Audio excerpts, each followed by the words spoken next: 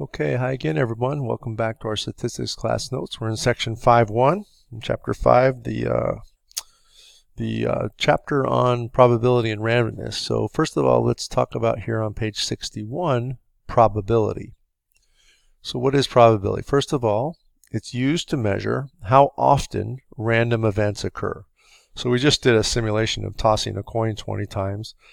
For example, on any one toss of the coin, the probability of getting a head, or you could think of it as probability of getting a tail, since there's only two choices, is 1 out of 2, or half. Or some people say, hey, that's a 50% chance. I've heard people use layman's terms, that's a 50-50 chance. They're just saying it's a 1 out of 2 possibilities, right? Or a 50% chance of getting a heads. This means that the coin will land on heads about half, or 50% of the time.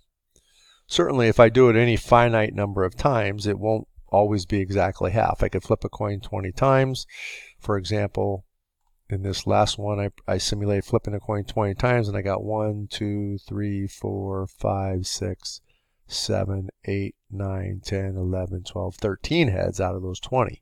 So any finite number of times I pick, it should be close to a half. If I flipped it 100 times, it's probably going to be even closer to a half. If I flipped it 1,000 times, it's going to be even closer to half. But the bottom line is it should land on heads about half of the time.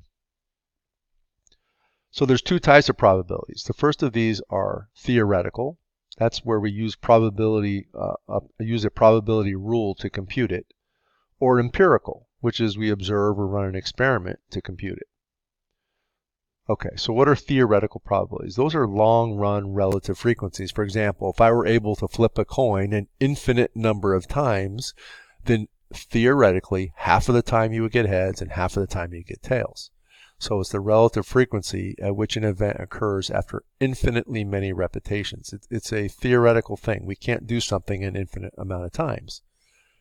Now, empirical probabilities are relative frequencies that are based on experiment or observation of a real-life process. For example, if somebody had no idea what the probability was of getting a head when they flip a coin, they did this one experiment where they flipped it 20 times, the probability of getting a heads, they would say, well, I got 13, and I flipped it 20 times, so the probability of getting a head is 13 out of 20.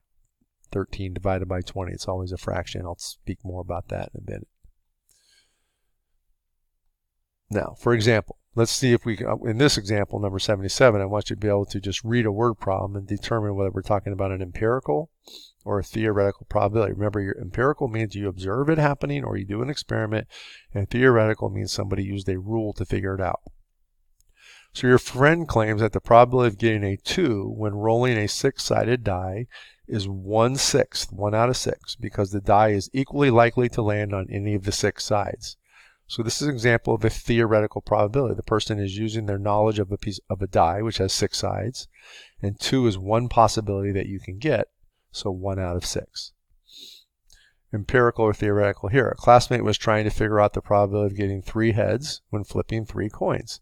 So he flipped 3 coins 10 times. He wasn't sure how to do this, so he flipped 3 coins 10 times. And in one of these 10 times, all 3 coins landed heads up.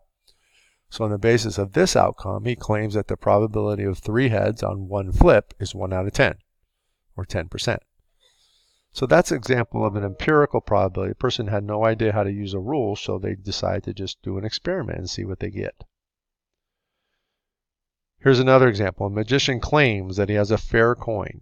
Quote, fair, because both sides, heads and tails, are equally likely to land face up when the coin is flipped. He tells you that if you flip the coin twice, the probability of getting tails on both tosses is 1/4. So he did no experiment here. He just is trying to tell you that he knows the rules that allow you to be able to determine that the probability of getting tails on both tosses is 1 out of 4. So that's theoretical. Now, why do we have two probability models? Why do we think about it theoretically sometimes? Why do we think about it empirically sometimes? Theoretical probabilities are often difficult to compute, and empirical probabilities can help us to estimate these theoretical probabilities that are hard to compute. We may not trust the theoretical probability model. Sometimes people think they had a good handle on the rules, but the model could be based on faulty assumptions. We really don't trust it, so we want to run experiments. We want to verify it. And empirical probabilities can help us verify or refute the theoretical value. Okay, so the word simulations, I've used that word before, but just to define it, these are experiments used to produce empirical probabilities. I did a simulation up here in the previous example where we used StatCrunch to simulate tossing a coin 20 times. What kind of probability was that? That was empirical.